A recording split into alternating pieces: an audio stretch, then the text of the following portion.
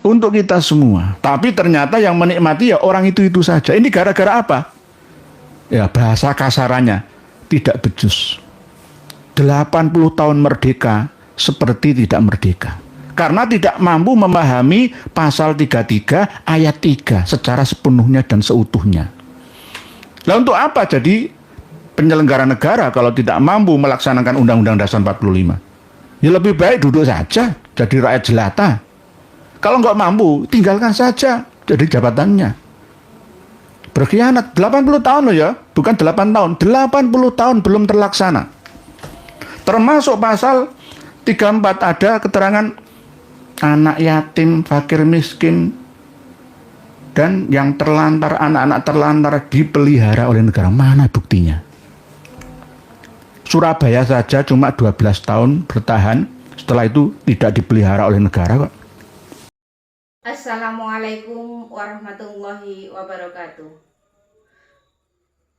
Saudaraku, semoga semakin hari semakin bertambah kesadaran masyarakat Indonesia. Amin amin ya rabbal alamin. Tanpa berpanjang lebar, langsung saja kita simak penjelasannya dulu. Pada kesempatan malam hari ini kita akan membahas tentang materi yang tetap ada hubungan dengan Balawi.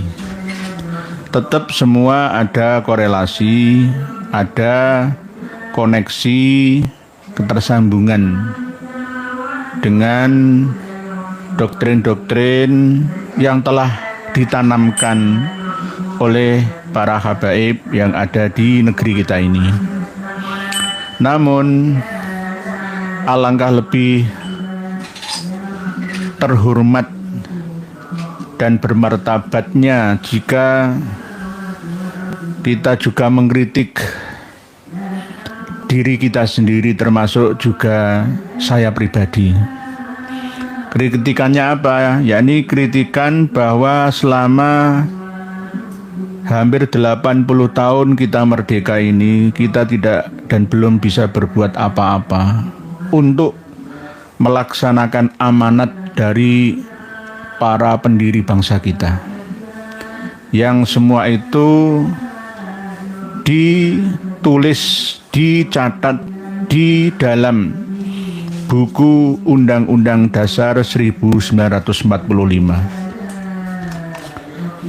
Undang-Undang Dasar 1945 sebelum dan sesudah amandemen ini harusnya disampaikan tidak hanya oleh guru-guru sejarah bangsa kita saja, tetapi juga disampaikan pula oleh para alim dan ulama kita untuk menyadarkan seluruh anak bangsa, sekaligus mengingatkan karena kita rata-rata memiliki sifat lupa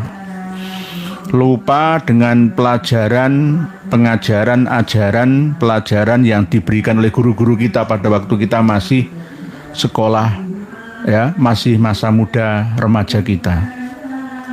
Yakni tentang pasal 33,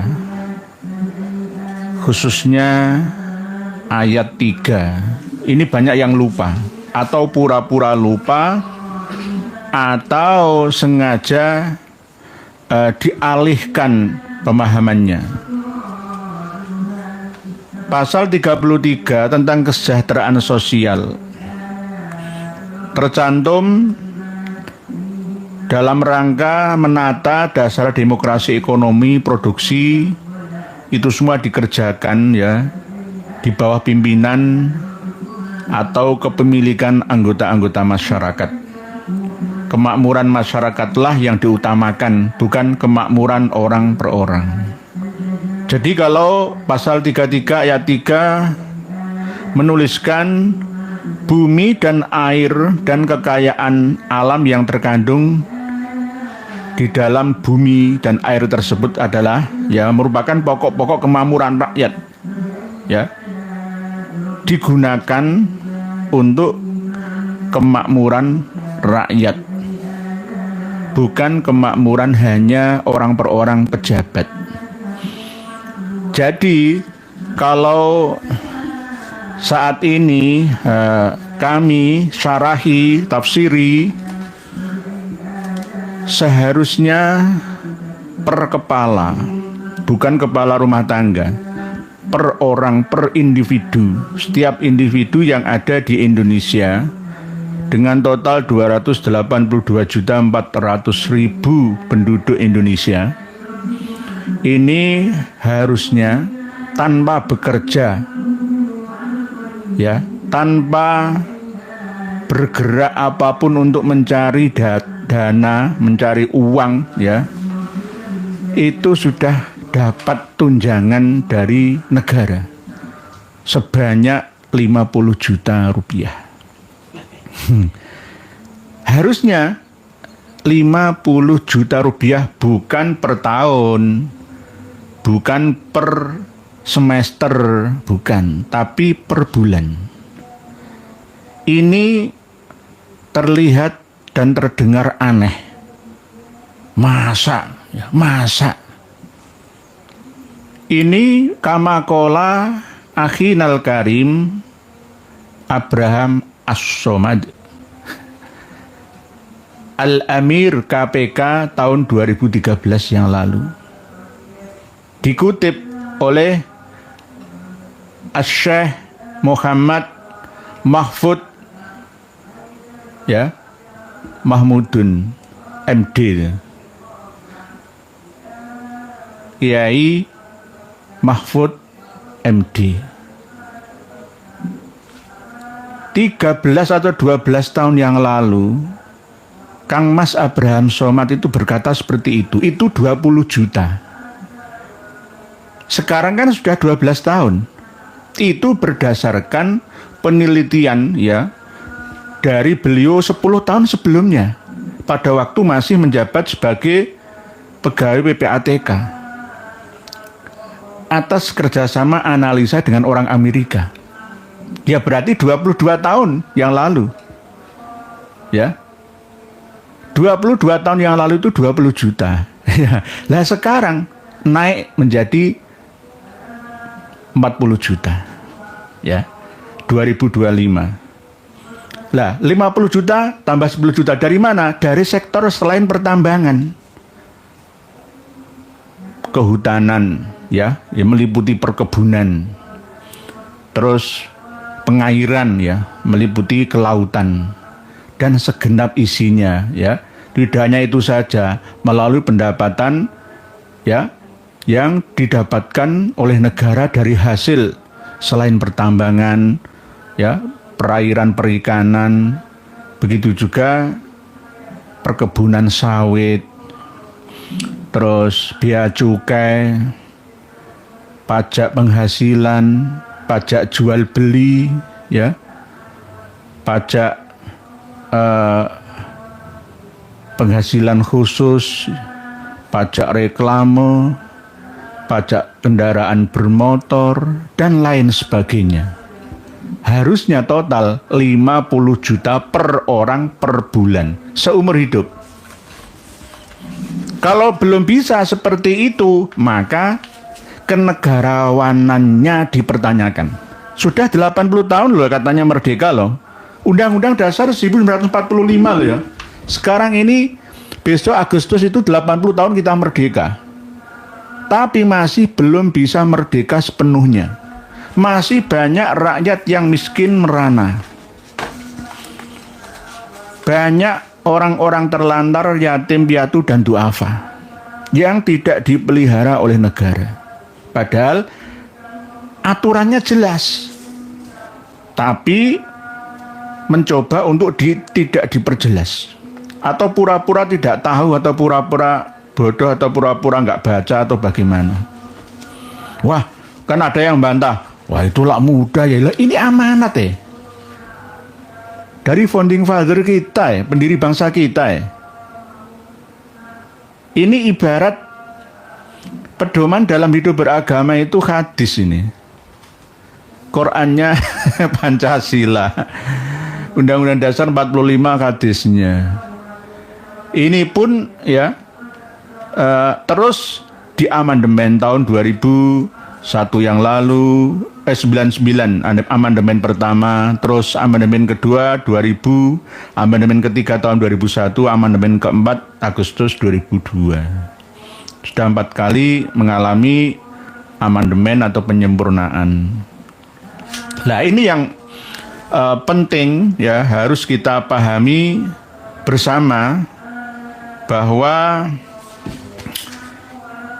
kita ini sudah dijatah oleh Allah Ta'ala.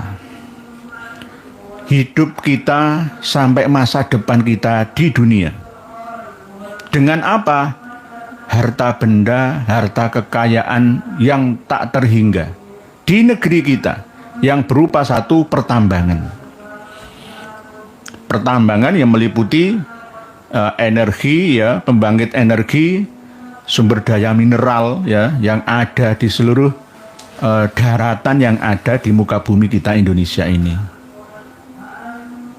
Misalkan Freeport misalkan ya, Morowali misalkan ya, terus tambang-tambang emas yang ada di Jawa ya, mining gold di Meru Betiri, Banyuwangi sana ya, sampai mungkin Trenggalek ya, sampai tambang marmer di Tulungagung.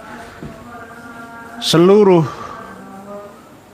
pegunungan yang ada di selatan Pulau Jawa itu mengandung mineral emas semua. Emas semua sampai ke ujung kulon sana. Isinya itu emas semua. Ini yang emas, belum lagi yang minyak dan gas buminya. Di Sampang itu ada blok Sampang, di mana-mana ada. Lah itu kan sudah dinikmati oleh rakyat. Enggak, rakyat beli kok. BBM ya beli kan, listrik juga bayar kan.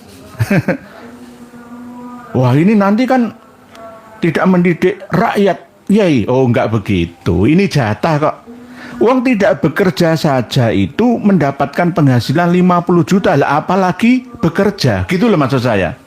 Jangan hanya dibebani hutang saja.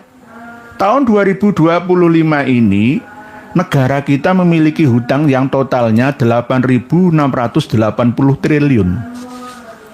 Kalau dibagi rata-rata setiap orangnya 282 juta 454.000 orang seluruh Indonesia, ini dapat antara 38 juta utang, nanggung utang.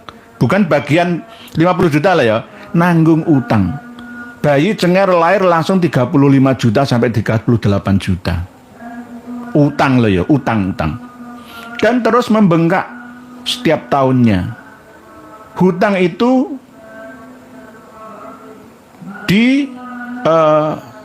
jalankan seperti apa oleh pemerintah kita, rakyat kecil tidak tahu menau kemana. Lalu dibebani alasan hutang dan hutang itu. Terus meningkat. Kasus kecil saja dapat dibuktikan di Jawa Barat. Ya. Membangun Masjid Al-Jabbar yang bangun pada masa gubernur ya, siapa? Kang RK ya. Kang RK. Itu hutangnya hampir 500 miliar. Yang nanggung siapa? Ya gubernur berikutnya. Presiden kita juga begitu. Ya presiden berikutnya. Nanti apakah akan terus seperti itu? Tidak ada yang bisa menghentikannya. Harusnya ada yang bisa menghentikannya. Dengan cara apa? Kita gali potensi sumber daya alam kita. Tidak hanya kita mengharap dana revolusi yang selama ini dicari oleh praktisi-praktisi kita. Peninggalan Pak Karno di Bank Swiss ya, total 11.000 triliun. Ini PHP nggak jelas. Yang jelas itu ya peninggalan dana revolusi atas perjuangan Pak Karno sehingga bisa menyelamatkan dan merebut Irian Jaya, mendapatkan kue yang namanya Freeport itu, tapi bagiannya kurang menguntungkan kita. Tidak hanya Freeport saja, tapi seluruh harta yang terpendam di dalam perut bumi di negeri kita. Ini milik kita bersama gitu loh. Sama dengan analogi yang paling sederhana.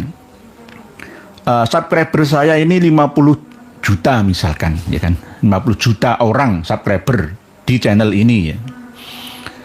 50 juta subscriber kami ini dapat jatah 50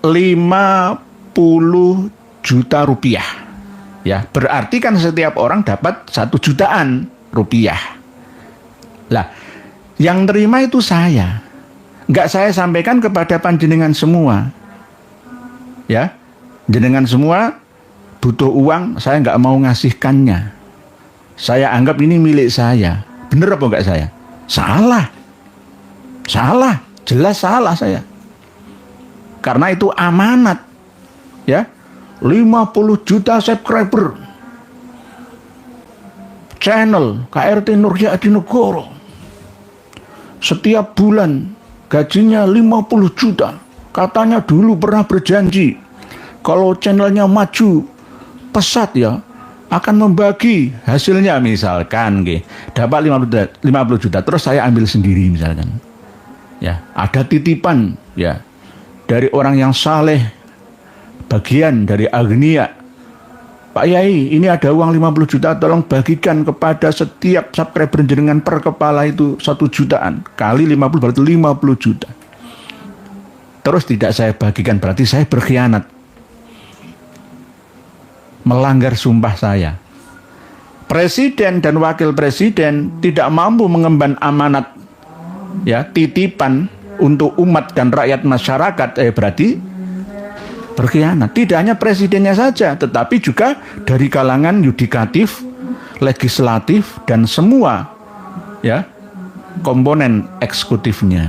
Nah, ini tidak mudah loh. Sebenarnya ini kan masalah yang sederhana sih. Tapi kenapa dibuat seperti sulit ya untuk menguraikannya? Amanat Undang-Undang Dasar 45 pasal 33 jelas. Coba kita baca bersama. Ini harusnya diamandemen lagi nih, tahun 2025 ini. Diedit lagi, ditambahi udara. Udara.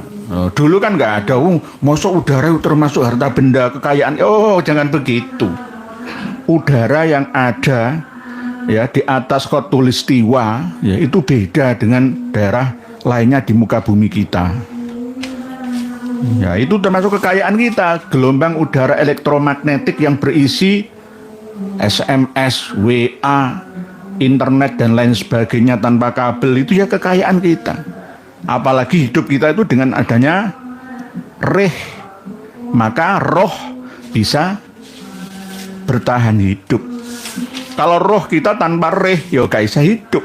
Oleh sebab itu nanti mohon Majelis Permusyawaratan Rakyat untuk mengamandemen lagi. Karena apa? Ruang udara dan angkasa itu ada pemanfaatan GSO namanya, itu geostationary orbit. Dan ini hanya ada di atas garis khatulistiwa saja. Di dunia, di planet bumi kita ini semuanya. Jadi nggak semua daratan itu ada GSO-nya yang bisa dimanfaatkan untuk kehidupan manusia. Jadi nanti tolong di edit, di amandemen lagi tahun 2025 ini. Ya, anak-anak muda kita, mahasiswa-mahasiswi kita lebih paham ini.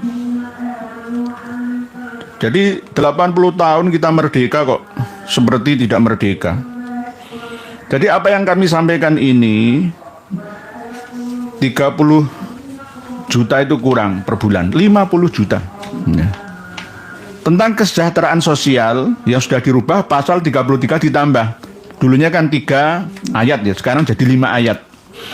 Perekonomian disusun sebagai usaha bersama berdasar atas azas kekeluargaan. Nomor 2 pasal 33 ayat 2, cabang-cabang produksi yang penting bagi negara dan yang menguasai hajat hidup orang banyak dikuasai oleh negara, misalkan bendungan, air, ya sumber mata air misalkan, ya dikelola, dikuasai oleh negara, dibuat untuk kesejahteraan seluruh rakyat Indonesia. Bumi dan air dan kekayaan alam lagi kurang. Bumi, air, ya udara. Nah, tambahi udara, Kang Mas. Tambahi udara dan kekayaan alam yang terkandung di dalamnya. Di dalam perut bumi itu ada apa semua? Di dalam air laut kita ada apa semua? Di dalam air danau, sungai, rawa kita ada apa semua? Ya. Dan juga udara yang ada di angkasa raya, di atas daratan yang kita pijak bersama. Harus ditambahi di sini. Bumi, air, dan udara beserta kekayaan alam. Harus begitu. Ini masih belum. Dikandung di dalamnya, dikuasai oleh negara dan dipergunakan untuk sebesar-besarnya kemakmuran rakyat. Bukan kemakmuran pejabat loh ya. Kemakmuran rakyat. Seharusnya pejabat mulai dari RT sampai anggota MPR sampai presiden, ya, semuanya baik yudikatif, eksekutif ataupun legislatif malu ketika melihat anak negeri kita keleleran, ya, fakir miskin, lontang-lantung, tidak punya rumah untuk bermukim, ya, apalagi tidak bisa makan, ya, anak yatim terlantar, fakir miskin, cacat, duafa, keleleran, ya, itu harus malu. Alasannya RT, RW, LKMK, lurah, camat pasti nggak ada anggaran dari pusat, mesti Melayu ini non pusat. Oleh sebab itu pusat, presidennya sebagai komponen yang menjalankan amanat rakyat, ya, mandataris MPR, ya, MPR penjelmaan dari rakyat oleh rakyat dan untuk rakyat, harus ngerti undang-undang ini, harus ngerti, wajib bukan sunnah, wajib, bahwa semua yang ada di dalam perut bumi kita itu untuk kemakmuran kita bersama. 50 juta per bulannya itu tidak bekerja loh ya. Ongkang-ongkang saja dapat tunjangan dari negara per bulan, bukan per tahun, bukan seumur hidup, per bulan. Per bulan 50 juta rupiah.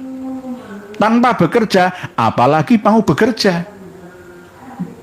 Kalau bekerja, kerja 1 hari cukup untuk makan 7 hari. Jangan kerja 7 hari hanya cukup untuk makan 1 hari. Jangan dibalik loh ya. Di luar negeri kerja 3 jam bisa buat untuk makan 3 hari. Di Indonesia kerja 1 bulan bisa buat makan 3 hari. Mohon maaf, ini hitungan sederhana saja.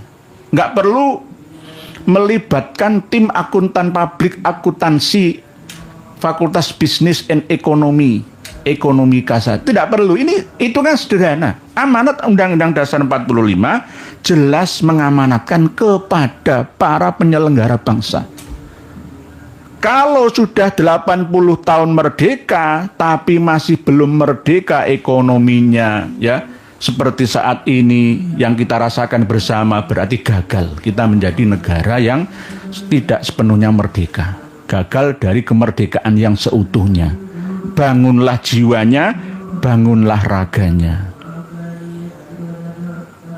Kadang-kadang ini, oh aneh ya, mau seorang kiai ngomong gitu ya. Saya berdasarkan penelitian orang Amerika 22 tahun yang lalu, berdasarkan Kamakola Akhinal Karim Abraham As-Somad, Ketua KPK 2013, wa Kamakola Syekhina Mahfud MD dari Madura, yang terakhir kali menjadi Menko Polhukam, mengutip kembali ke belakang, 20 juta itulah dulu hanya dari sektor pertambangan saja.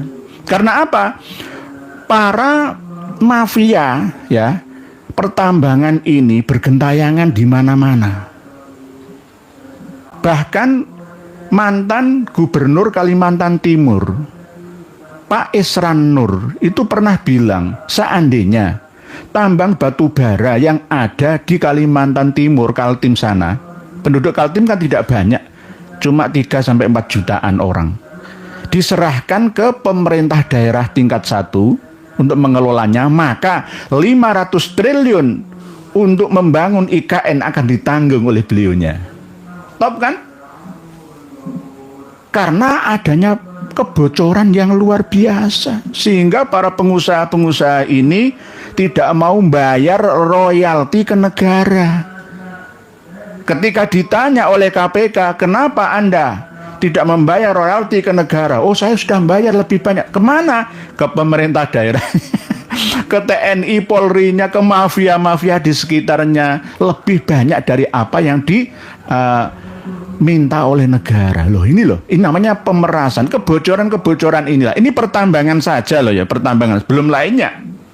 Pertambangan saja harusnya rakyat Indonesia sekarang ini menerima ya 20 juta.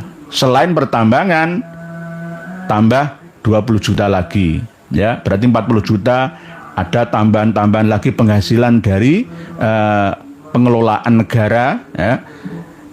Selain pajak loh ya, selain pajak itu perkiraan tambah 10 juta lagi, berarti 50 juta per bulan ongkang-ongkang kita dapat uang.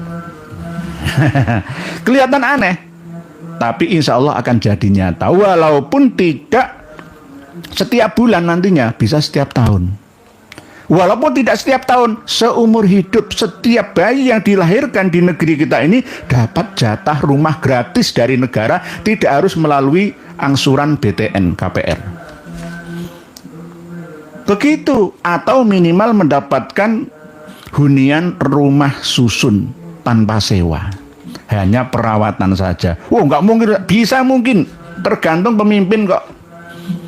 Ya, inilah yang dimaksud oleh orang-orang tua kita dulu. Ada dana revolusi itu, katanya tersimpan di bank Switzerland. Itu sudah menjadi permainan ya para praktisi kita.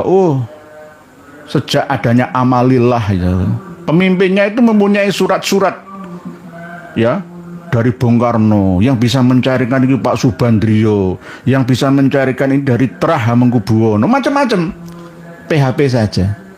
Bahkan Kanjeng Dimas Taat Pribadi itu bilang, nanti Indonesia hutangnya berapa? Pada waktu itu masih 6.000 triliun. Sekarang kan 8.000 lebih ya. Akan saya bayar semua. Tidak hanya Kanjeng Dimas Taat Pribadi saja.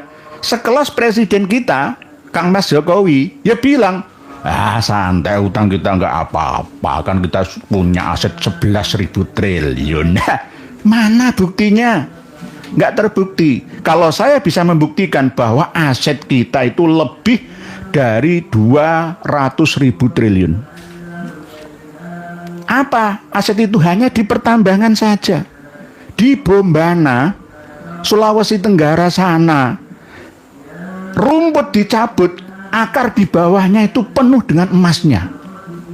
Itu Bombana. Belum lagi yang di daerah Baruna, Kalimantan. Kali itu sungai penuh dengan emas dan intan. Emas di Martapura, di Batul, belum batu bara. Batu bara di Sumatera Selatan. Batu bara yang paling besar itu di Kalimantan Timur memang. Di Kalimantan Tengah juga cukup besar. Belum lagi yang di NTT. Gak karu-karuan. Gak karu-karuan. Kekayaan kita itu, waduh. Yaitu tadi, selama 80 tahun ini kemana? Presiden kita itu kemana? Gitu loh. Setiap tahun nambah hutangnya, bangga menambah hutangnya. Lalu anak bangsa yang tidak tahu menau dikasih beban 35 sampai 40 jutaan hutang. Dan setiap tahun ini ada jatuh tempo ratusan triliun yang harus dibayar, dan bebannya itu dibebankan kepada kita semua. Ini namanya adil atau enggak adil? Ya jelas enggak adil. Tidak becus menurut bahasa kasarnya. Tidak becus mengelola kekayaan sumber daya alam kita. Padahal sudah jelas diamanatkan oleh Undang-Undang Dasar 45 pasal 33 ya, ayat 3, bumi dan air dan kekayaan alam yang terkandung di dalamnya dikuasai oleh negara dan dipergunakan untuk sebesar-besarnya kemakmuran rakyat. Ini nggak pernah diamandemen ya, nggak pernah dihapus ya, nggak dinasah ya, nggak dimansuh lah ya. Ini masih ada sampai sekarang untuk kemakmuran rakyat. 11 tahun yang lalu kebocoran ya, di antaranya royalti yang diberikan oleh pengusaha ke negara itu hampir 20.000 triliun. Itu untuk urusan tambang saja. Belum hasil bumi kita, misalkan ekspor lada, ekspor merica, ekspor kelapa, ekspor kelapa sawit dan lain sebelum yang perkebunan, perhutanan dan lain sebagainya. Apalagi ikan-ikan yang ada di dalam air laut kita ini. Wah, tidak ada bandingannya, hitungannya dengan lautan yang ada di seluruh dunia lainnya. Kok sampai punya hutang 8.680 triliun? Coba kita bayangkan, melebihi APBN kita dalam setiap tahunnya. Ini nanti akan terus membebani anak cucu kita kalau tidak dihentikan saat ini juga. Kalau memang tidak mampu ya mengelola SDA yang ada di Indonesia, ya nggak usah jadi RT, RW, lurah, camat, bupati, wali kota, gubernur, menteri, ya, presiden, ya wakil presiden, anggota legislatif, ya majelis permusyawaratan rakyat dan yudikatif, jaksa, hakim, BPK, dan nggak usah, malu ini, malu. Ini titipan sesepuh leluhur bangsa. Lah, terus ini untuk siapa? Kalau bisa untuk Mbak Alawi jangan dulu dikasih 50 juta. Jangan dulu, ya. Jangan dulu. Gambar yang kami tampilkan di thumbnail itu kan ada fotonya yang korupsi 300 triliun hampir itu ya, timah itu ya. 300 triliun. Yang di atasnya itu ya bukan yang dari Yaman, ya dari banyak Yaman itu kita sembunyikan ya. Dari marga update ya, dari Yaman itu. Ya hampir 1.000 triliun ya. Nanti akan terus tidak ada efek jera ya, karena kemakmuran bukan untuk rakyat tapi untuk pejabatnya. Menafsiri ayat 3 pasal 33 UUD 45. Nah ini jelas. Terus ada perubahan tanggal 10 Agustus 2002 pada pasal 33 ditambah 2 ayat menjadi nomor 4. Perekonomian nasional diselenggarakan berdasar atas demokrasi ekonomi dengan prinsip kebersamaan, efisiensi, berkeadilan, berkelanjutan, berwawasan lingkungan, kemandirian, serta dengan menjaga keseimbangan kemajuan. Mimpi dana revolusi misalkan, mendapatkan peninggalan dari Pak Karno yang tersimpan di bank luar negeri sana. Kita hanya menunggu dan menunggu ya, tapi tidak jelas. Ya ini yang jelas, ya ini jelas. Harta kekayaan yang tersimpan di dalam perut bumi kita, di dalam air laut kita. Bahkan tambahan lagi, tolong ditambahi udara, angkasa kita. Karena pemanfaatan ruang udara dan angkasa khusus yang di atas garis khotul istiwa ya, khotul istiwa atau kalustul istiwa itu ada gelombang kualitas udara GSO namanya, geostationary orbit. Tidak ada di tempat lainnya. Ini harus jelas kita ingatkan lagi kepada seluruh anak-anak negeri bahwa panjenengan semua itu sebenarnya kaya raya. Cuma hak panjenengan semua tidak diberikan ya, justru malah dinikmati oleh hanya orang per orang saja. Insya Allah kalau kita mulai sejak kini ya, 20 tahun lagi 2045 kita menyongsong 100 tahun kemerdekaan kita, maka benar Indonesia akan gemah ripah loh jinawi murah sandang murah pangan baldatun thayyibatun wa rabbun ghafur. Tidak seperti ini yang mendapatkan azab ilahi, ya, tidak semuanya, tapi sebagian saja. Wa daraballahu mathalan qaryatan kanat aminatan mutmainnatan ya'tiha rizquha ragadan min kulli makanin fakafarat bi an umillahi fa'adzaqahallahu libasal ju'i wal khaufi bima kanu yasnaun itu. Jadi kita ini termasuk orang yang kaya raya, ya. Tapi lupa akan jatah kita. Ya paling enggak kalau tidak 50 juta setiap bulannya, setiap tahunnya saja.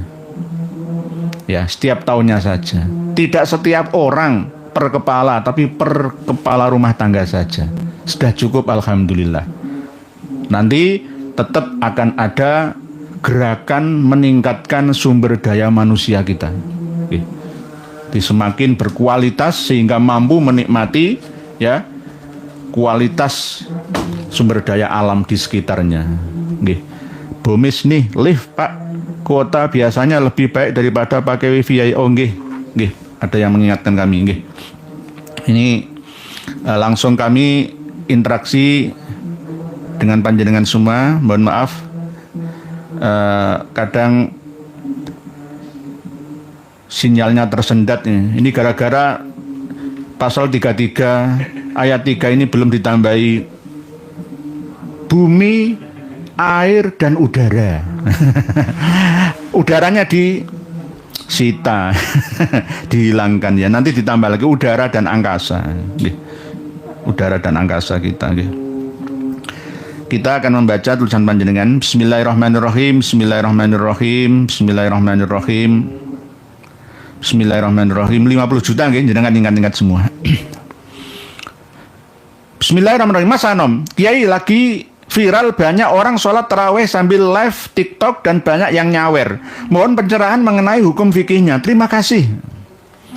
Hukum fikih sholat itu kalau sholat tersebut dilakukan sesuai dengan syarat sah dan rukunnya sholat, maka tetap sah, Mas Anom.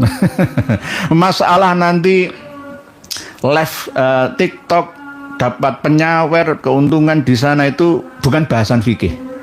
Bahasan fikih itu pokoknya sholat tersebut sesuai dengan syarat rukun dan sahnya, ya, sholat maka tetap sah. Ya, tidak melakukan hal-hal yang membatalkan sholat. Rukun sholat itu sebenarnya kan ya simple, ya. Ada 5, ada yang mengatakan 4, ada yang mengatakan 5. Oke, 5 saja. Kaulinya, ya, kalau masalah fi'linya itu harus tumak ninah, ya. Sholat tarawih ini khususnya yang super cepat itu, apalagi yang di live lewat TikTok itu, nggih. Takbiratul ihram, Allahu Akbar, terus membaca Fatihah. Membaca Fatihah ini kalau imamnya sangat cepat, ya, patas, ya. Yang penting bisa menyimak bacaan Fatihahnya imam. Itu ada imam dari Madzhabul Arba'ah yang memperbolehkan tidak perlu membaca Fatihah. Kalau mak cepet banget ya nggak sempat, atau ya maca Fatihah bareng karo maca Fatihah imam. Ya, maca Fatihah. Terus nomor 3 membaca tasyahud akhir ini, ya. Kalau awal kan nggak ada dalam sholat tarawih, akhir jelas. Terus membaca sholawat. Nah, sholawat ini ya ala Nabi dalam tasyahud akhir. Berarti kalau kita tahiyat atau tasyahud akhir nggak usah sampai kama sholaita, ya ketinggalan. Ya asyhadu an la ilaha illallah wa asyhadu anna Muhammadar Rasulullah. Allahumma sholli ala sayyidina Muhammad wa ala ali sayyidina Muhammad, langsung salam gitu aja. Terus salam yang pertama, salam kedua sunnah hayah. Jadi cuma 5 ini. Kalau ruko, sujud, duduk di antara 2 sujud, iktidal, nggak baca apa-apa, nggak masalah. Yang penting tumak ninah. Tumak ninah itu ya 2 detik lah. Ya, tek, tek, 2 harokat. Cukup 1 alif. Tapi kalau kayak ayam makan jagung, makan padi, ya itu berarti berarti nggak tumak ninah, ya berarti nggak sah. Kalau masalah TikTok dipamer-pamerkan ya ke publik ya supaya dapat fee saweran, lah itu urusan lain, itu riak masalahnya nanti. Itu urusan, bukan urusan fikih, itu urusan tasawuf itu nanti. Begitu nggih Mas Anom ya. Jadi cuma kalau di ambil kesimpulan dari pertanyaan panjenengan ini, khilaful aula, tidak baik gitu aja. Tidak baik. Lawang sholat kok dipamer-pamer no. Nggih. Jadi mohon pencerahannya mengenai hukum fikihnya. Kalau mengenai hukum fikihnya tetap sah sholatnya. Masalah TikTok, riak dan nyawer cari keuntungan itu urusan lain. Ya, kalau dikumpulkan antara fikih dan tasawufnya, ya khilaful aula, ora apik, gak pantes, gak pantes itu aja. Nggih, khilaful aula. Ya, bisa juga makruh, ya. Makruh, bisa tahrim, bisa tanzih. Batal sholawat. Ada lagi doktrin sesat Ba'alawi, satu Habib gila lebih utama dari 70 ulama amilin. Itu ada kitabnya gak Pak Yai? Ada, kemarin kan sudah. Nggih, sudah kami bahas ya, di dalam kitab Manhajus Sawi itu. Nggih, di dalam kitab Manhajus Sawi kan sudah awal, sudah 3 tahun yang lalu nggih, Pak baca sholawat itu kita kupas bersama ya. Oleh sebab itu, jika doktrin ini diterapkan di Indonesia, jelas melanggar Undang-Undang Dasar 1945. Karena apa? Di sini dari sisi kemanusiaan kita ini setara, sama. Jadi habaib Ba'alawi yang ada di Indonesia ini jelas tidak mentaati ya aturan yang ada di negeri ini. Karena apa? Menganggap selain dari rasnya itu rendah ya. Nah ini kan jelas tidak sesuai dengan kemanusiaan yang adil dan beradab. Ini ada dalam butir-butir Pancasila itu. Ada dalam butir-butir Pancasila. Ini sila kedua. Kemanusiaan yang adil dan beradab. 1. Mengakui dan memperlakukan manusia sesuai dengan harkat dan martabatnya sebagai makhluk Tuhan yang Maha Esa. 2. Mengakui persamaan derajat, persamaan hak, loh, persamaan derajat. Nggak ada aku gila dari golongan saya, satu orang gila Habib keturunan Nabi kita lebih utama dari 70 kiai yang alim. Nggak ada itu. Ini lebih baik diusir dari negeri kita. Nggak sesuai, melanggar aturan Pancasila, nggak mengakui Pancasila dan Undang-Undang Dasar 45 dalam hidup bernegara dan berbangsa. Apalagi beragama, wah jelas. Di dalam agama itu ada jelas aturannya itu. Quran hadisnya ya sangat jelas kok. Ya, dalam berbangsa dan bernegara juga jelas. Melanggar Pancasila, sila kedua. Nggih, sila kedua. Butir pertama dan kedua. Jelas. Nggih, begitu nggih. Jadi yang tidak mau menjalankan Pancasila dan Undang-Undang Dasar 45 ya lebih baik cari tempat lain saja. Wong hidup bernegara ana sing ngatur gitu. Atiullah wa autiur rasul wa ulil amri minkum. Ini pemerintah ngatur apik kok gak gelem. Kan gitu. Bu Zain Zeta. Assalamualaikum waalaikumsalam. Sumber daya alam kita memang melimpah. Kalau semua bisa bersikap adil dan bijak. Tapi kenyataan terbalik, banyak yang kaya raya tanpa kerja, tapi tak sedikit yang kerja keras banting tulang, tapi tetap miskin. Nah, ini kan masalah kualitas keilmuan, sumber daya manusia, Bu Zain Zeta. Sehebat apapun kita punya ilmu apapun, setinggi apapun ya wawasan kita, tetapi kalau tidak didukung oleh kesadaran para penyelenggara negara, ya maka ya tetap aja lulusan S3 nganggur, lulusan S2, lulusan dokter umum nganggur, ya lulusan sarjana umbruan lah. Ini karena nggak didukung ya oleh yudikatif, eksekutif, legislatif, yang notabene mereka semua adalah pengemban amanat kita, amanat rakyat Indonesia. Nggih. Tapi ada juga yang ongkang-ongkang nggak kerja keras, dia kaya raya tanpa kerja.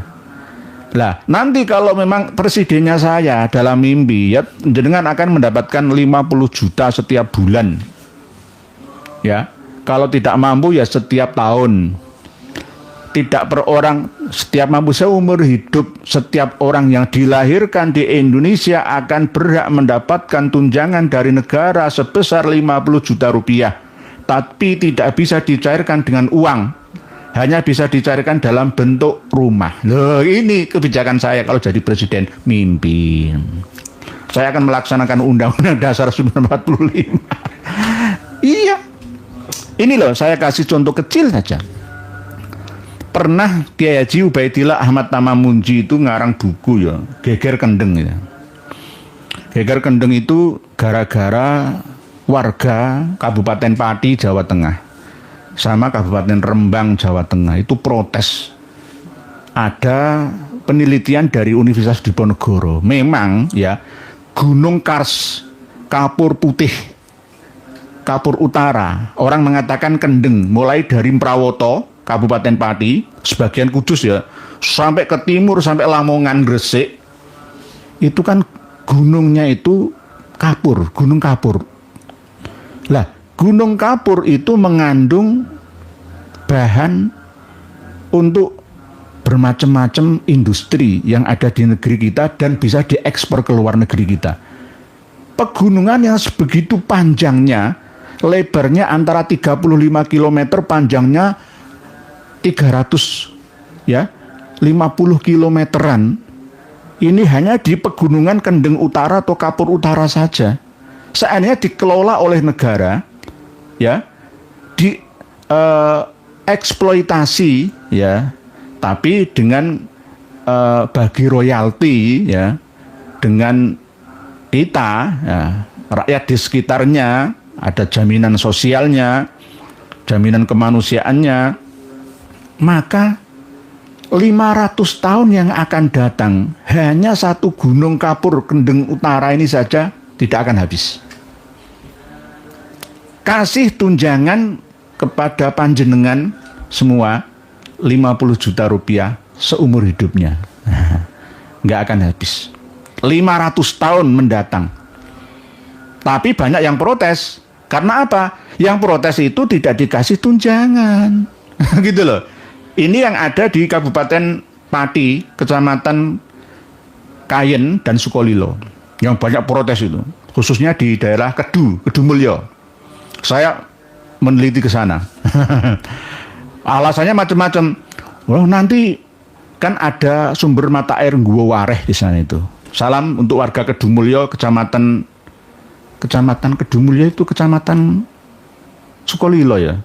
Cengkal Sewu itu ikut Sukolilo. Sukolilo. Yang Timur ikut Kayen. Tapi yang barat, yang resmi itu ikut Kecamatan Sukolilo ya.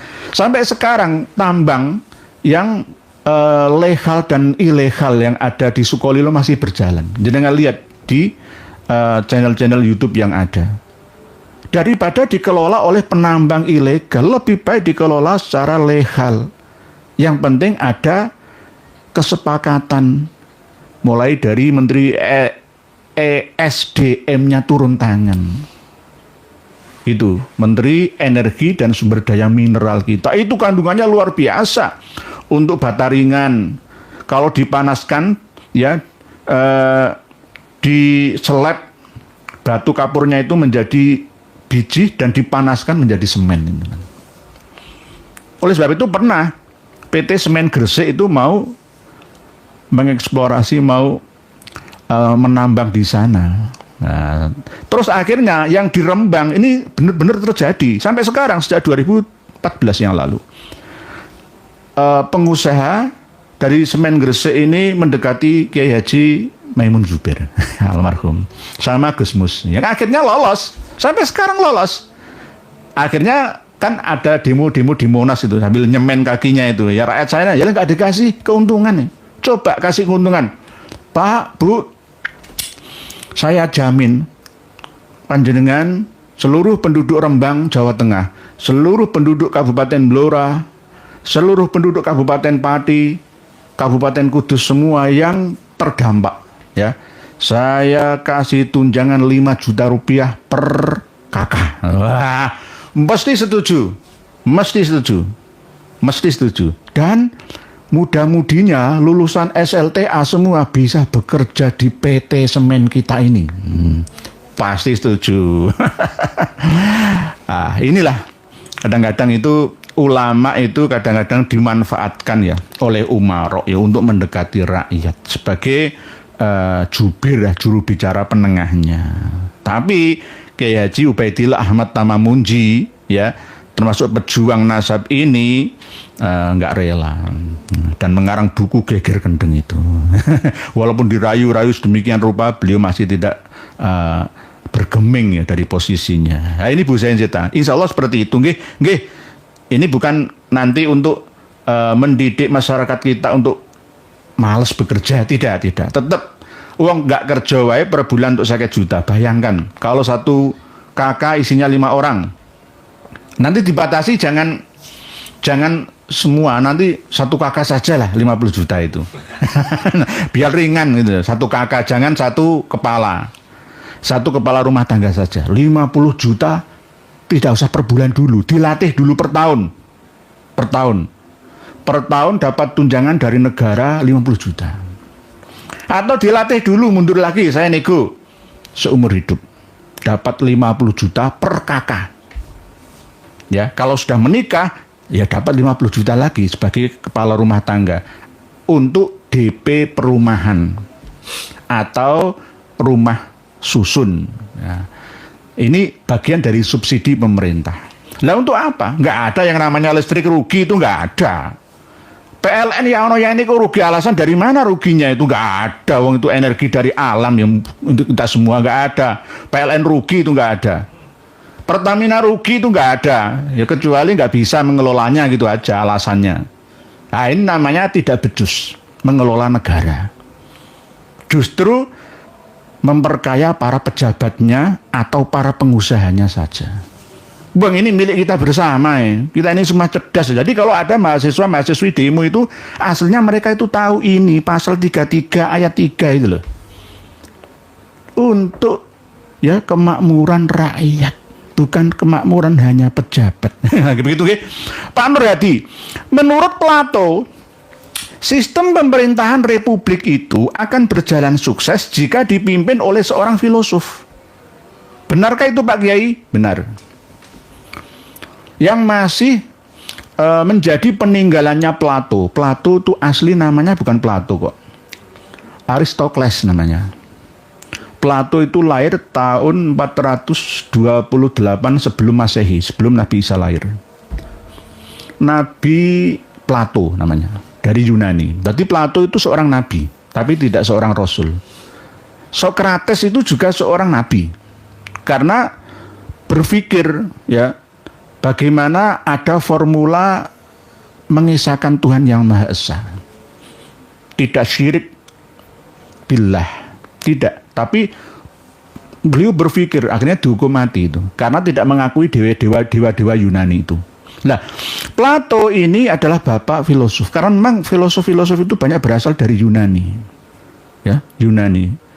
Karena dalam cerita itu Yunani ya Athena itu mendaratnya Nabi Nuh alaihissalam di Gunung Olympus, bukan ya Olympus itu judi di Olympus atau judi Ararat di Turki, antara dua itu.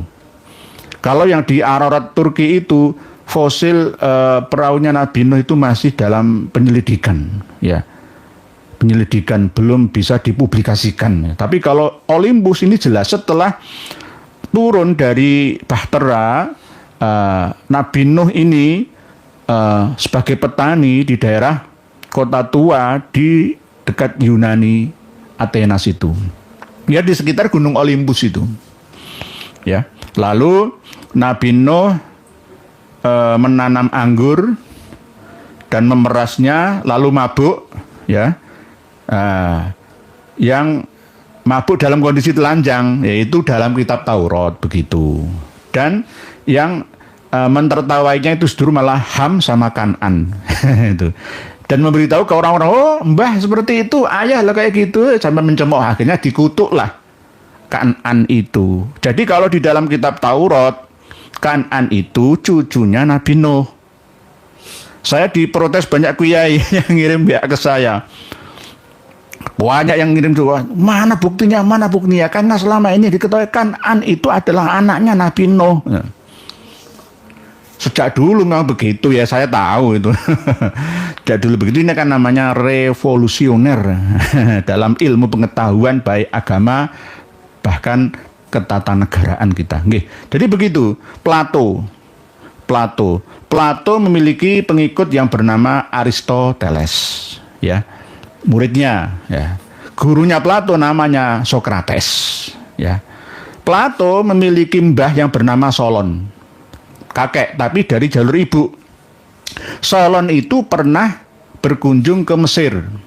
Di sana mendapatkan cerita bahwa pernah ada daratan atau benua yang seluas Libya itu tenggelam ke dasar samudra.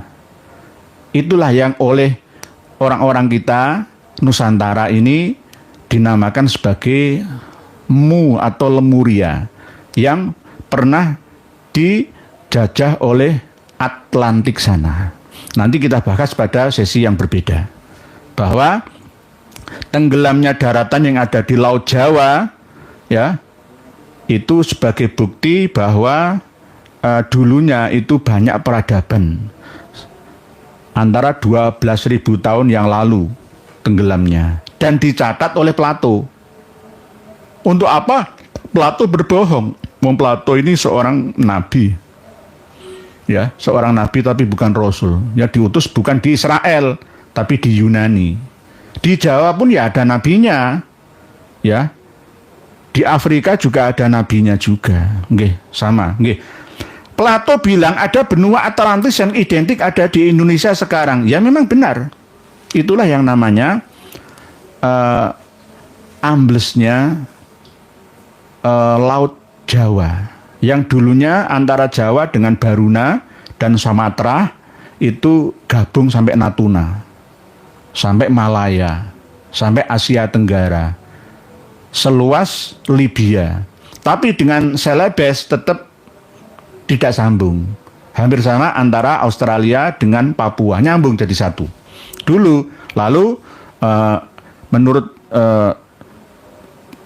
cerita, yaitu mencairnya es yang ada di kutub sana, akhirnya naiklah air laut ke permukaan sampai ada 200 meteran. Tapi daratan yang sekarang ini setelah banjir bandang besar tsunami itu tetap akhirnya kembali surut lagi, seperti Banda Aceh waktu tsunami itu loh ya. Mari di gelondor air laut ceret kan ya balik lagi gitu.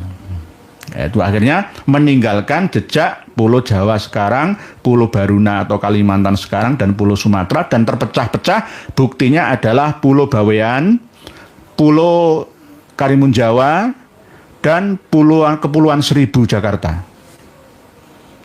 Itu bukti bahwa dulunya pernah nyambung sampai Madura. Madura nyambung dengan Surabaya. Belum ada Selat Surabaya, nggak ada Selat Surabaya, Selat Madura itu nggak ada. Begitu, nanti kita bahas lagi, Pak Nur Hadi. Ini termasuk bagian daripada ilmu pengetahuan terbaru. Ya, dulu sudah ada, cuma belum banyak kiai ustadz, kiai yang mau yang menyampaikan ini. Pak Awan Yuri. Assalamualaikum warahmatullahi wabarakatuh. Izin bertanya, apakah mantan Menak Menteri Agama Yakut Khalil Kaumas masih di luar negeri? Apa beliau takut dipanggil KPK dan Kejagung? Matur suwun. Saya nggak wartawan ya. Tapi memang ada berita bahwa beliau itu pernah tertuduh sebagai pejabat yang salah dalam menggunakan wewenangnya dalam kuota haji waktu beliau menjabat menjadi Menteri Agama. Memang ada berita seperti itu. Apakah beliau ada di luar negeri sekarang? Ya saya nggak tahu. Nanti kalau saya beritahu nanti akan nggak enak. Nah, masa ini urusan saya nanti membocorkan berita. Pak Ahmad Gufroni, jika politisi dan negarawan kita masih bermental banda bandu bandit, maka sarjana kalah dengan tukang parkir yang bertato dan bersepatu. Nggih, Pak Ahmad Gufroni saya. Jadi saya gabung-gabung antara membaca yang awal dengan yang terbaru. Pak Lencai Bonce, Makassar minta jatah kali si Bahar. Nggih, nggih. Deposi loka, semoga kejadian pasti ada catatan manuskrip peninggalan beda dengan kaum yang lagi viral sekarang. Halu, nggih, insyaallah, nggih, begitu Deposi. Jadi jenengan nulis saja, tetap kami baca, nggih. Pak Wan Yuri, begitu nggih. Jadi pernah dipanggil KPK sampai sekarang, nggih. Jadi kita ini sama-sama di hadapan hukum. Di Undang-Undang Dasar 45 jelas ada aturannya. Semua sama di mata hukum, ya. Tidak ada yang dibeda-bedakan. Ya. Kalau ada yang dibedakan itu berarti melanggar hukum. Nggih. Begitu nggih, Pak Wan Yuri nggih. Pak Pamungkas Pramana, Pak Kiai. Itu Ustadz Nuruddin saking bencinya dengan Wahabi bilang lebih baik menjadi Syiah daripada Wahabi. Pak Pamungkas Pramana, Adik Nuruddin itu masih muda, wawasannya ya masih belum begitu luas. Begitu juga ya, mohon maaf nggih, bukan saya menilai, saya sendiri ya sempit wawasan saya. Cuma banyak di antara ustadz-ustadz muda yang kena hasutannya orang-orang Syiah sana ataupun Syiah sini. Jadi Habib Ba'alawi itu juga menghasut. Yang benci Ba'alawi itu Wahabi, ya mesti ngono. Seperti Kang Mas Idrus Romli kan ya begitu, menuduh Wahabi.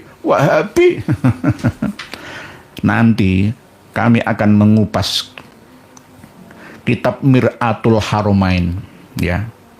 Akan kami kupas, ada kebijakan dari Said Syarif Aunur Rafiq, penguasa Makkah, yang menghajar Habaib Ba'alawi. Syekh yang Syekh Yusuf bin Ismail An-Nabhani ini kurang literasi. Mohon maaf. Kenapa? Lebih tua Said Aunur Rafiq ini. Ketinggalan informasi. Kami nanti akan bagikan kitab Mir'atul Haromain kepada panjenengan semua, insya Allah, dan kita bahas, kita kupas bersama. Kan ini selang-seling ya, nanti kalau kita tampilkan kitab nanti rada mumet. Ini kadang-kadang ya refreshing seperti ini, selang-seling. Oh, dikira nanti, wah kuyanya paling bisa bahas Ba'alawi tok, nggak iso lainnya. Ya kita harus menguasai ya. Ke sekolah sejak STK sampai sekarang ya. Begitu Pak Pamungkas Pramana. Jadi Dek Nuruddin ini kena hasutan Syiah. Belum paham apa Wahabi itu. Saya bukan membela Wahabi. Wahabi itu hanya sekte, dan Wahabi pun itu terpecah. Ada yang Wahabi radikal, ya, seperti Juhaiman Al-Utaibi misalkan ya. Itu radikal, kafir, bunuh, gitu ya. Ada yang tawasud, tengah-tengah. Ada yang salafi, salafus soleh. Jadi kalau Wahabi kita tuduh sekarang itu sudah tidak terlalu ekstrim, itu berarti sudah salafi Wahabi itu. Lah, jangan salahkan Majmu' Fatawa Ibnu Taimiyah. Antara Muhammad bin Abdul Wahab dengan Ibnu Taimiyah itu beda masanya, jauh sekali. Lapo kok mesti ono fatwa kamakola Syekhul Islam Ibnu Taimiyah mesti alergi itu. Mesti itu. Kiai Idrus Romli. Ya anak-anak muda pesantren kita itu kena hasutan semua rata-rata. Wah, Ibnu Taimiyah. Ya, misalkan nanti Hadratus Syekh Kiai Haji Hasyim Asy'ari tidak suka terhadap fatwanya Ibnu Taimiyah, ya kan masanya berbeda gitu loh. Berbeda masanya dan bisa berubah. Tempatnya juga berbeda. Kenapa Saudi Arabia menerapkan hukum ketat tidak boleh ziarah di makam Rasulullah sambil sujud-sujud? Ya karena apa? Berbahaya. Saudi Arabia, pemerintahnya, kerajaan di sana sudah melayani jamaah haji kita bertahun-tahun, ya, bertahun-tahun sampai sekarang. Nggak perlu kita, wah nanti tuh Wahabi sesat, enggak. Coba jenengan tanya, saya sudah bertanya ke kawan-kawan yang bekerja di atas kedutaan besar Indonesia di Saudi Arabia sana, bahwa mereka itu sekarang sudah tidak lagi Wahabi seperti dulu. Enggak, itu pertama saja dalam hal politik kan ya. Berikutnya beliau ya sama ya madhab Hambali kok, ya Sunni berarti. Kadang ya madhab Syafi'i, ya madhab Hanafi, ya Maliki, kadang ya Sufi juga. Bahkan sekarang Muhammad bin Salman malah bukan madhab 4 itu, malah madhab Ijtihad sendiri. Apa? Mau membuka kawasan Kota Tua Madain Saleh sana untuk wisata purbakala, wisata sejarah di sana. Lah ya kan beda sama hadisnya Kanjeng Nabi. Lah ini berdasarkan ijtihad terkini oleh mereka. Begitu nggih. Jadi Pak Pamungkas Pramana, Dik Nuruddin ini masih perlu belajar lagi dengan orang yang lebih bijaksana. Walaupun kitabnya banyak, belum tentu jaminan. Tidak, dan belum tentu lulusan Timur Tengah sana itu menguasai materi keilmuan. Enggak, sekarang itu sama-sama. Enggak ada jaminan. Di bidang ilmu akidah, dia seperti berpura-pura tidak paham tentang metode tafwid dan akidah Ahlussunnah.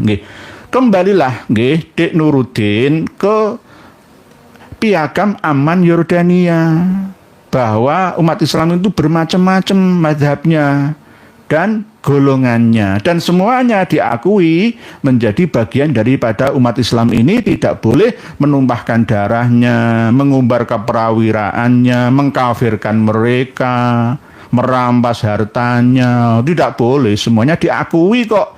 Ini ijma kesepakatan 200 ulama Islam sedunia di Amman, ibu kota Yordania. Gitu loh Dik Nuruddin ya. Jangan dapat gelar LC terus akhirnya aku paling nggak bisa. Sekarang itu nggak bisa seperti itu. Oke. Ibu Felbijus, assalamualaikum ya. Waalaikumsalam. Bukan hanya dengan kemiskinan saja rakyat tidak dapat berkarya. Dengan harta dan terlalu melimpah pun bangsa Indonesia bisa jadi rakyat yang pemalas berkarya dan berinovasi ya. Nggih, memang kita tidak mendidik bangsa, menganjurkan untuk menjadi orang pemalas. Maksud saya itu wong nggak kerja wae lho, dapat jatah 50 juta setiap bulannya, apalagi bekerja. Begitu maksud saya nggih Ibu Felbi Juis. Sama dengan man qala la ilaha illallah dakhalal jannah. Sopo sing maca la ilaha illallah seumur hidupnya satu kali dakhalal jannah. Terus gak gelem sholat ya tetap sholat. Itu maksudnya itu ya, wong maca la ilaha illallah pisan tok mlebu swarga. Apa meneh setiap hari ya salat 5 waktu, ya zakat, ya poso, ya kaji, ya umroh, ya sedekah. Lah malah tambah luwih kualitas jannahnya lebih tinggi di dunia hasanah wa fil akhirah juga hasanah. Maksudnya begitu, Felbi Juis. Lah minimal 1 tahun sekali kalau bisa. Kalau enggak Mas ditawar lagi seumur hidup sekali 50 juta. 50 juta seumur hidup setiap nyawa, kepala yang terlahir kecuali Mbak Alawi dan keturunan Tionghoa yang tidak registrasi lagi menjadi warga negara kita. Karena kita ini ya ini terus uang pewaris negeri yang diperjuangkan. 20.000 nyawa penduduk Surabaya tewas dibunuh oleh Inggris, Nica, Belanda, Gurkha. Niatnya untuk apa? Semoga anak cucu saya merdeka, merdeka dan sejahtera. Ya kok malah tambah sebaliknya. Ayo, pikirin bareng-bareng. Dikasih oleh Allah, iki loh, batu bara Kaltim, batu bara Kalteng, intan mutiara Martapura, Kalsel, emas dan sejenis emas yang kualitas campuran ya dengan poyak ya, di Kalteng, di Kalbar, di Kalut, di mana-mana, di Sumatera, di Sulawesi sana, di Jawa dan mana-mana.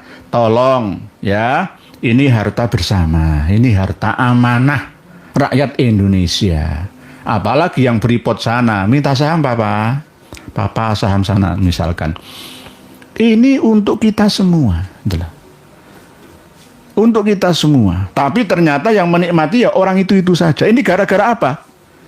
Ya bahasa kasarannya, tidak becus. 80 tahun merdeka seperti tidak merdeka. Karena tidak mampu memahami pasal 33 ayat 3 secara sepenuhnya dan seutuhnya. Lah untuk apa jadi penyelenggara negara kalau tidak mampu melaksanakan Undang-Undang Dasar 45? Ya lebih baik duduk saja jadi rakyat jelata. Kalau nggak mampu, tinggalkan saja jadi jabatannya. Berkhianat 80 tahun loh ya, bukan 8 tahun, 80 tahun belum terlaksana. Termasuk pasal 34 ada keterangan anak yatim, fakir miskin, dan yang terlantar, anak-anak terlantar dipelihara oleh negara. Mana buktinya?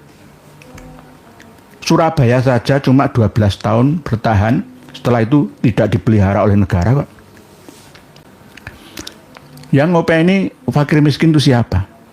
Justru malah lazismu, Basnas tidak peduli terhadap fakir miskin itu afak yatim yang ada. Uangnya ditabung, ya, disimpan.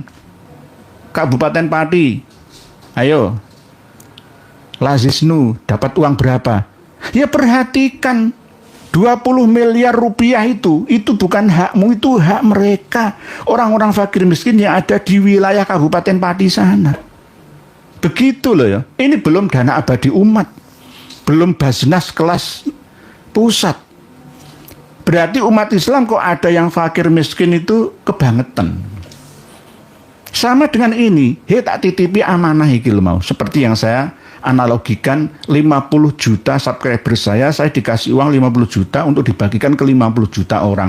Terus saya simpan sendiri, tidak saya bagikan ke panjenengan. Dosa saya. Saya jadi presiden, jadi gubernur, jadi menteri, ya misalkan wali kota, bupati, camat, tidak melaksanakan, ini malu saya. Lebih baik saya copot baju saya, seragam saya ini. Saya copot. Untuk apa saya jadi pejabat? Gagal dalam melayani rakyat. Wong amanat-amanat undang-undang kok merdeka 80 tahun kok sia-sia. Malu. 50 juta. Seumur hidup saja nggak apa-apa. Oke. Pak Ahmad Bakah. Salam Yai. 50 juta per bulan. Makin bertambah-tambah kaum rebahannya ya. Ya nggak bertambah-tambah. Ini kan termasuk semangat Pak Ahmad Bakah. Kalau 50 juta per bulan, ya para pengusaha yang memiliki banyak uang dari China dengan modal pinjolnya itu nggak laku di Indonesia. Ya. Pinjol itu kalau telat 1 hari dendanya 250.000. Hutang 5 juta menjadi 15 juta dalam waktu 1 tahun. Telat 1 hari dendanya 250.000. Itu pinjol, riba. Lah kalau dapat uang 50 juta setiap bulannya nggak mungkin laku mereka. Kenapa mereka laku? Karena kalau pinjam di bank-bank resmi itu sulit persyaratannya. Lah mereka kan enak tinggal foto, ya, kirim KTP, langsung ACC, tunggu berapa jam. Langsung ACC mudah, langsung transfer ke rekeningnya. Pinjol itu haram. Kenapa kok pengalaman? Ya saya pernah. Saya pernah. Begitu nggih Pak Ahmad Bakah. Jadi bukan masalah rebahannya. Kalau rebahannya terserah, wong memang itu jatahnya kok. Terserah mau rebahan, nggak rebahan itu terserah. Yang penting dapat 50 juta. Haknya. Warisan itu Pak Ahmad Bakah. Warisan untuk anak cucu negeri kita. Ya wajar, terserah mau dibuang ke sungai, dibuang ke jurang sana, uang 50 juta terserah, itu haknya. Diambil atau tidak itu haknya. Nanti kalau ini benar-benar berlaku di Indonesia, uang sak donya kalah semua. Ukuran ya, dan tetap SDM-nya ini tetap jadi dipacu Pak Ahmad Bakah, SDM, sumber daya manusia, supaya bisa menikmati sumber daya alamnya. Kalau Habib Alawi ini kan membodohi sumber daya manusia kita, umat Islam, mukibin itu loh, ya, sadaro itu loh, sadaro, tobato, keluaro dari golongannya Habib Alawi, itu merendahkan sumber daya manusia panjenengan, supaya panjenengan tidak bisa mengakses, menikmati sumber daya alam panjenengan. Begitu nggih Pak Ahmad Bakah. Terus berikutnya Pak Arya Samsar, paling halu Makassar agak Kariba, ini bahasa Makassar ini. Pak Muhammad Lido, jejak kaki. Maaf bang, jujur gua gak inget lagi karena terlalu banyak channel Kibin yang gua masuki bang. Ini masih ada komentar-komentar nih. Pak Hari Agus, Assalamualaikum. Waalaikumsalam dari Ngawas Sami. Semoga Pak Kiai selalu sehat. Amin. Matur suwun. Terima kasih. Ibu Arfi Fadila. Assalamualaikum warahmatullahi wabarakatuh. Korupsi sudah ada sejak zaman dahulu sampai sekarang. Sayangnya hukum di NKRI sangat ringan sekali. Saya berharap ada revisi undang-undang hukum mati bagi koruptor. Enggak. Jangan dilihat dari kejamnya hukuman mati itu. Tapi lihatlah kejamnya dia mematikan kehidupan ratusan juta rakyat Indonesia. Gitu loh. Ketika ada orang yang membunuh orang, ditembak mati, diganti, dikisos, dikhat mati. Yo, jangan usah, nggak bisa. Dia telah membunuh orang, ya ganti harus dibunuh. Kalau hukum negara tidak berjalan, maka hukum alam yang akan mengambil alihnya. Oleh sebab itu kalau ada orang tiba-tiba dibunuh orang, tiba-tiba ditabrak atau mati massal di pesawat hancur, ya mohon maaf. Saya nggak ngulik-ulik itu, nanti malah bahaya nanti. Malah insensitif ya. Berarti hukum Allah yang berjalan. Intinya seperti itu. Oke. Jadi tetap ya koruptor itu kalau menurut Ibu Arif Fadilah dihukum mati bagus. Minimal dipermalukan di muka umum. Dan setiap triwulanan harus dipamerkan. Ini loh penjaranya. Dan harus dilihat dan dirampas seluruh harta kekayaannya sampai anak cucunya biar miskin merana. Kok enak? Nanti ada pencucian uang, ya kan? Uang prinsip para koruptor itu begini kok. Selagi manusia itu masih makan nasi dan seneng sama wanita, maka mudah itu uang. Uang itu mudah. Sama seperti berita yang kemarin di PIK itu kan. Sekelas kades kohot gitu loh. Kok bisa punya Land Cruiser gitu, dari mana? Mampu nebus 48 miliar itu siapa dia? Ini merampas haknya masyarakat Tangerang, Banten sana. Begitu nggih. Leres Bu Arfadilah, saya dukung. Nggih, saya presidennya. Nanti insya Allah kami akan meminta kepada Dewan Perwakilan Rakyat untuk mengesahkan undang-undang ya pidana bagi para koruptor yang ada. Nggih. Pak Kacang Anom, Assalamualaikum warahmatullahi wabarakatuh. Bagaimana tanggapan jenengan tentang manuskrip kitab Sulam Taufik yang ditemukan oleh Gus Hasan Syarif? Terima kasih Yai. Jawaban saya adalah Pak Kacang Anom. Saya tak ngambil Quran ya. Jawaban saya itu begini jawaban saya.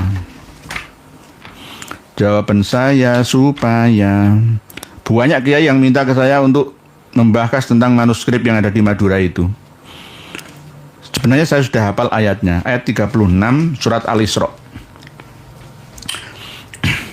A'udzu billahi minasy syaithanir rajim. Bismillahirrahmanirrahim. Wala taqfu ma laysa laka bihi ilm.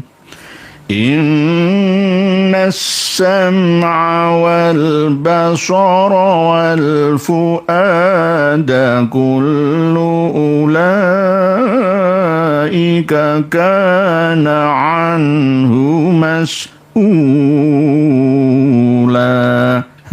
Dan janganlah kamu berbicara ya menengok jika kamu tidak mengetahui tentang itulah. Saya masih belum memegang manuskripnya.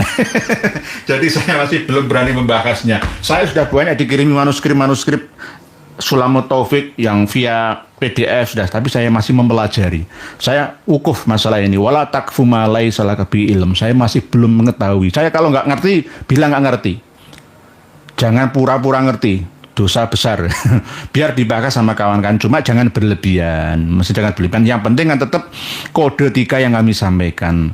Setiap kitab karangan Ba'alawi kita harus mencurigai ya, harus waspada isi yang ada di dalamnya. Karena pasti akan ada kejanggalan-kejanggalan di sana sini. Nggih, begitu nggih. Nggih. Pak Kacang Ayom nggih. Nggih, nanti nggih. Saya masih belum memiliki banyak literasi referensi tentang itu nggih, Pak Kacang Ayom. X41. Seperti halnya tentang update pengetahuan Nabi Isa dan ibunya. Apakah ada update pengetahuan tentang Isra Mi'raj yang masih di luar nalar saat ini? Dan Lailatul Qadar masing-masing pribadi apakah berbeda-beda juga? Nah, okay. Pak X41. Pemahaman tentang ibundanya Nabi Isa alaihissalam Maryam, bukan Maria, tapi Maryam, bukan Bunda Maria, tapi Maryam, beda dengan Bible. Nah, ini apakah Isra juga begitu? Di luar nalar, Isra itu perjalanan fisik dan jiwanya Rasulullah dari Masjidil Haram ke Masjidil Aqsa dengan perjalanan kilat. Bisa diilmiahkan, ya seperti ilmu Toyul Ardi, karena yang membimbingnya adalah malaikat. Tapi kalau perjalanan Mi'raj dari Masjidil Aqsa ke Sidratul Muntaha itu biruhihi saja. Seperti orang meditasi, konsentrasi, kelas tinggi. Sampai menembus dimensi-dimensi langit secara spiritual. Oke. Sudah pernah kami bahas itu, Pak X41. Dan Lailatul Qadar masing-masing pribadi apakah berbeda-beda juga? Secara syar'i, Lailatul Qadar itu jatuh pada 10 hari yang terakhir di bulan ini setiap tahunnya. Tapi bagi ahli tasawuf atau penganut paham sufi, Lailatul Qadar itu tidak hanya bulan Ramadan. Setiap malam, setiap bulan itu ada. Ada yang mengatakan seperti itu. Ini pendapat pribadi. Kalau secara umum memang inna anzalnahu fi lailatul qadr wa ma adraka ma lailatul qadr. Lailatul qadri khairum min alfi syahr tanazzalul malaikatu warruhu fiha biizni rabbihim min kulli amrin salamun hiya hatta matla'il fajr. Itu memang kalau di dalam keterangan yang ada di tafsir Jalalain, ya itu jelas bahwa sesungguhnya Allah itu mentakdirkan ya takdir-takdir yang ada itu pada malam nisfu Sa'ban. Lalu catatan-catatan takdir itu rapotnya diberikan kepada umat manusia pada malam Lailatul Qadar itu. Lailah aturnya malam, Qadar itu penentuan takdirnya manusia itu untuk dilakukan, dijalankan pada setahun yang akan datang. Nggih, naik kelas atau turun kelas. Seperti itu. Nggih, nanti kita bahas lagi X41. Bi Insani Channel. Assalamualaikum Pak Inur. Waalaikumsalam. Kalau bisa hukum-hukum di Indonesia jangan pakai hukum peninggalan Belanda. Harus dirubah. Di Indonesia banyak yang pintar. Buatlah hukum peradaban di Indonesia. Nggih, harusnya begitu. Hukum agraria kita itu 90% masih meniru Belanda. Hukum agraria kita. Begitu juga hukum-hukum positif yang ada di negeri kita sekarang. Tapi kita harus bangga, Bu Insani Channel. Belanda itu mengambil hukum dari kitab Negara Kertagama milik leluhur Nusantara. Sama saja. Pengadilan internasional di Den Haag ya itu mengadopsi kitab Negara Kertagama karya Sutasoma, orang-orang kita sendiri. Jadi Belanda itu mengambil ilmu dari kita. Yang penting-penting itu diambil, tapi diakui karya mereka. Begitu. Sama dengan Mbak Alawi itu loh ya. Sama dengan Mbak Alawi. Jadi diakui yang ngarang saya. Diakui ini makamnya leluhur saya. Ya, sama seperti itu. Nggih, Bu Insani Channel. Berikutnya Kang Samin. Kang Samin nggih. Kayak wong Samin nggih. Sugeng dalu Pak Kiai, sahkan undang-undang kubur hidup-hidup, tembak mati, rampas aset, miskinkan pelaku korupsi. Tapi masalahnya yang mengesahkan dan perancang undang-undang pelaku korupsi itu juga jangan berharap korupsi hilang. Nggih. Yang merancang itu yang melakukan itu. Jadi yang merancang itu yang korupsi itu. Lah inilah kita ini harus bersih-bersih sebenarnya. Amandemen 4 kali ini kan ada tanda tangannya Kang Mas Amin Rais. Tapi masih belum berhasil. Tujuan Kang Mas Amin Rais dan kawan-kawan mereformasi, menumbangkan Orde Baru Pak Harto masih sampai sekarang belum berhasil menurut saya. Yang berhasil itu hanya bagi-bagi kue kekuasaan, tambah partai politik, lalu tambah para pejabat-pejabat dari pesanan-pesanan partai itu saja. Untuk kemaslahatan rakyat Indonesia masih belum begitu terpikirkan ada kemajuan. Malah justru banyak kemunduran. Itu tadi 80 tahun kita merdeka, masih belum bisa menjalankan amanat Undang-Undang Dasar 45, masalah pertambangan yang ada di negeri kita. Belum lagi kekayaan air dan udara kita. 50 juta setiap bulan, setiap orang warga negara Indonesia selain Mbak Alawi dan lainnya yang tidak registrasi. kependudukannya. Nggih. Pak Joko Nur nggih. Nggih, Kang Samin. Nah, hati Kang Samin. Kalau saya mengingat nama Kang Samin ini sama seperti kapitayan, kepercayaan, agama, ageman gegeman, aliran wong Samin. Wong Samin itu jujur. Ada di daerah Pati, daerah Kedu, di daerah Sanding Prawoto itu. Nah, sama daerah Blora, Bojonegoro. Aliran Samin Surosentiko, ya. Itu kalau ada dompet jatuh ya di jalanan di lingkungan mereka, nggak akan mereka mau mengambilnya, bukan hak saya. Kalau di sini ya langsung hilang, uang dompet nong saku kita iso hilang apa meneh dompet, wah rezeki kan gitu. Sepeda motor nggak dikunci di kampung Samin nggak akan hilang. Ada cerita ya, saya sendiri ada punya saudara yang beraliran Samin itu. Ada ini tanah perbatasan, pohon pisang berbuah, tapi manglung di tanahnya orang, itu sampai mati nggak mau ngambil, sampai gegeran. Gegerannya bukan masalah rebutan bener, tapi rebutan salah. Itu loh, rebutan salah. Ya, kenapa pisang panjenengan nggak ambil, itu bukan hak saya, itu kan hak panjenengan. Wong dia berada di udara tanah jenengan. Loh kan akarnya nang jenengan. Loh kan bukan hak saya, yang saya punya akar saja kok. Gitu. Sampai membusuk di situ. Dua-duanya nggak mau ngambil.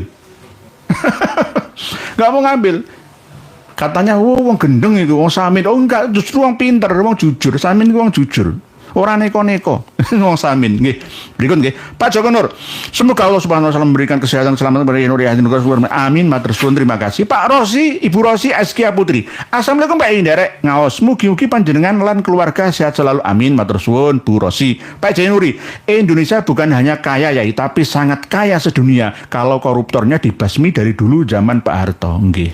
Nggih Pak Jainuri, memang begitu. Oleh sebab itu, ini jangan hanya sekedar mimpi saja.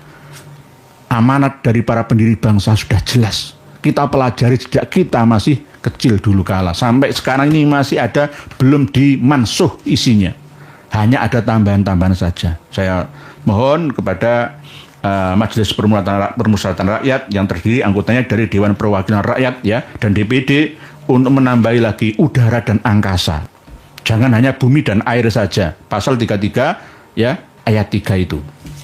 Jadi karena sudah dikode sama admin sesuai dengan tema malam hari ini bahwa ya seandainya para penyelenggara negara mampu mengemban amanat perjuangan bangsa yang telah dititipkan oleh para pendirinya, nenek moyang kita, tentang kesejahteraan dan kemakmuran rakyat Indonesia, maka kekayaan yang ada di bumi kita, air dan udara kita harus digunakan untuk kemakmuran bersama seluruh rakyat Indonesia tanpa terkecuali. Jika ditotal penelitian seorang Amerika 22 tahun yang lalu dikutip oleh Kang Mas Abraham Samad sebagai Ketua KPK 2013 yang lalu, dikutip lagi oleh Syekh Mahfud MD,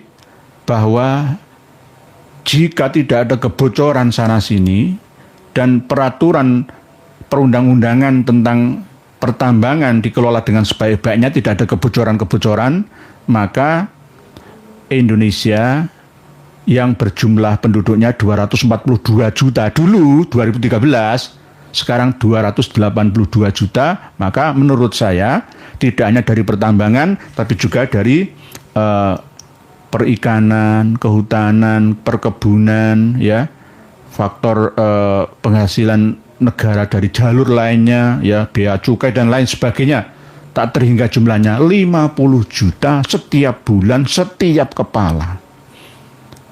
Walaupun ongkang-ongkang nganggur saja dapat tunjangan itu, dapat hak itu, seandainya dibagi rata. Jangan hanya dikasih PHP belaka, malah justru berita duka. Apa berita duka? Sekarang utang kita 8.680 triliun rupiah. Jika dibagi 282 juta, setiap kepala mendapatkan beban hutang sampai 40 juta. Anak kita lahir cenger langsung dapat beban hutang 35 sampai 40 juta. Ini berita duka. Kalau berita suka dari saya, setiap bayi yang lahir cenger mendapat jatah uang 50 juta setiap bulan. Kalau tidak bisa, setiap tahun. Kalau tidak bisa lagi, seumur hidup. Kalau tidak setiap orang, setiap kakak. Satu kakak dapat tunjangan dari negara 50 juta seumur hidup. Ya, masih kan saya bisa nego, kalau bisa tidak seumur hidup. Setahun sekali 50 juta. Insya Allah seluruh rakyat Indonesia akan baldatun, thayyibatun, warabbun, ghafur. Aminatan, mutmainnatan, ya'tiha rizquha ragadan min kulli makan. Fa insya Allah, kalau kita benar-benar berkomitmen mulai sekarang, dan harus yang mengatakan dan melaksanakan ini harus orang-orang yang bersih. Ya, jangan hanya ngomong saja. Kalau orang-orang yang kotor, silahkan mundur saja. 80 tahun kita merdeka akan sia-sia kalau tidak melaksanakan amanat Undang-Undang Dasar 45.